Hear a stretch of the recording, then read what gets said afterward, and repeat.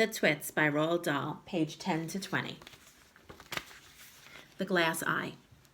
You can play a lot of tricks with the glass eye because you take it out and pop it back in again anytime you like. You can bet your life Mrs. Twit knew all the tricks.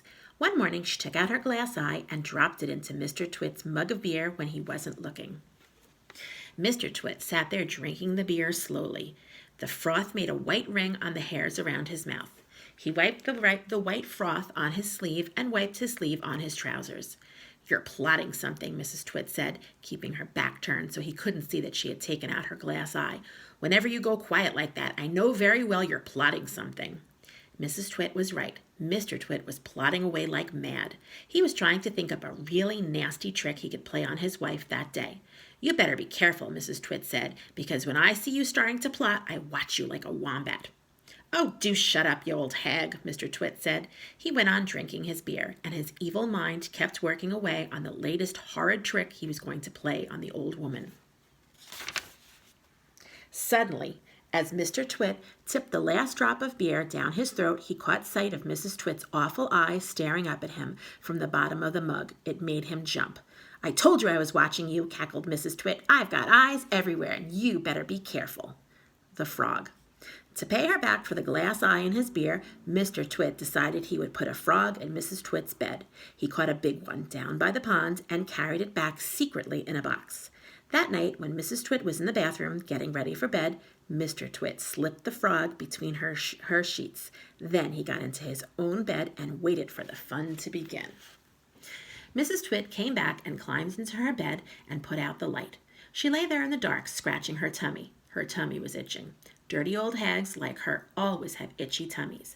Then, all at once, she felt something cold and slimy crawling over her feet. She screamed.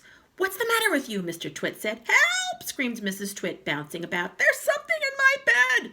"I'll bet it was that giant skilly-wiggler I saw on the floor just now," Mr. Twit said. "The what?" screamed Mrs. Twit. "I tried to kill it, but it got away," Mr. Twit said. "It's got teeth like screwdrivers." "Help!" screamed Mrs. Twit. "Save me! It's all over my feet!" "It'll bite off your toes," said Mr. Twit.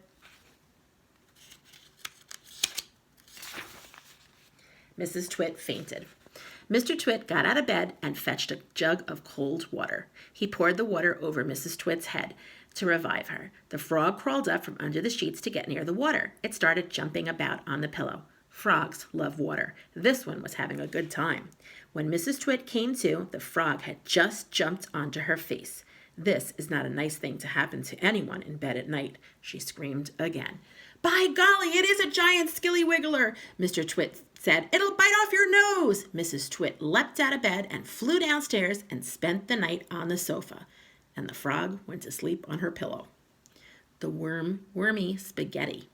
The next day, to pay Mr. Twit back for the frog trick, Mrs. Twit sneaked out into the garden and dug up some worms. She chose big, long ones and put them in a tin and carried the tin back to the house under her apron.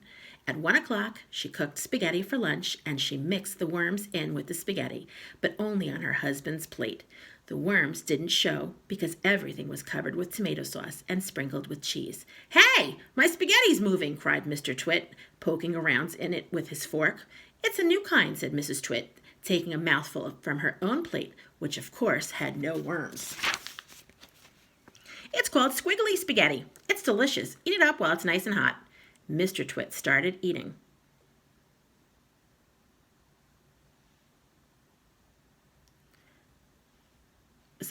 Mr. Twit started eating, twisting the long tomato-covered strings around his fork and shoveling them into his mouth.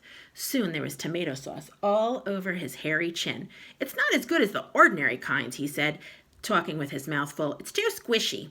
"I find it very tasty," Mrs. Twit said. She was watching him from the other end of the table. It gave her great pleasure to watch him eating worms. "I find it rather bitter," Mr. Twit said. "It's got a distinctly bitter flavor. Buy the other kind next time." Mrs. Twit waited until Mr. Twit had eaten the whole plate. Then she said, "You want to know why your spaghetti was so squishy?" Mr. Twit wiped the tomato sauce from his beard with a corner of the tablecloth. "Why?" he said. "And why it had a nasty bitter taste?" "Why?" he said. "Because it was worms!" cried Mrs. Twit, clapping her hands and stamping her feet on the floor and rocking around with horrible laughter. The funny walking stick. To pay Mrs. Twit back for the worms in his spaghetti, Mr. Twit thought up a really clever, nasty trick. One night, when the old woman was asleep, he crept out of his bed and took her walking stick downstairs to his work shed. There, he stuck a tiny round piece of wood, no thicker than a penny, onto the bottom of her stick. This made the stick a little longer, but the difference was so small, the next morning Mrs. Twit didn't notice it. The following night, Mr. Twit stuck another tiny piece of wood. Every night he crept downstairs and added an extra tiny thickness of wood to the end of the walking stick. He did it very neatly, so the extra bits looked like part of the old stick. Gradually, but oh so gradually, Mrs. Twit's walking stick was getting longer and longer.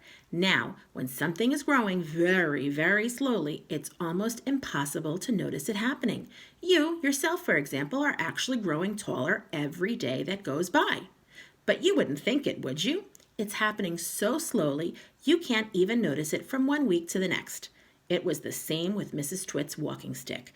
It was all so slow and gradual that she didn't even notice how long it was getting, even when it was halfway up to her shoulders. "That stick's too long for you," Mr. Twit said to her one day.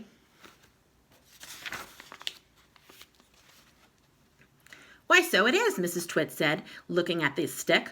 "I've had a feeling there was something wrong, but I couldn't for the life of me think what it was." "There's something wrong, all right," Mr. Twit said, beginning to enjoy himself. "What can have happened?" Mrs. Twit said, staring at her old walking stick.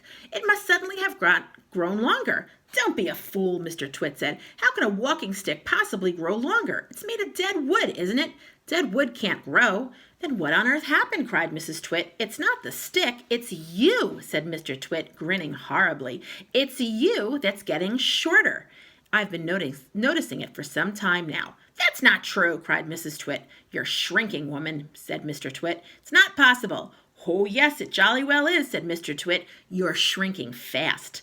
You're shrinking dangerously fast. Why, you must have shrunk a whole foot in the past few days." "Never!" she cried. "Of course you have. Take a look at your stick, you old goat, and see how much you've shrunk in comparison.